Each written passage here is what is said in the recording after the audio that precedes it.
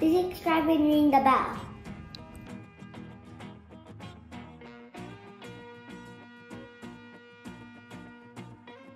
In this tutorial, I will be sharing with you on how I made a hat using my Cricut Easy Press Mini and some tips and tricks that I have used as far as settings go, and also stay tuned at the end if you have made a mistake on how to fix that. So I'm not going to go through how I made my decals in Cricut Design Space. It's just important that you measure your hat and determine how big you want your lettering or images before you cut them out using your Cricut. I'm happy to provide the link below for the fonts that I used in this tutorial.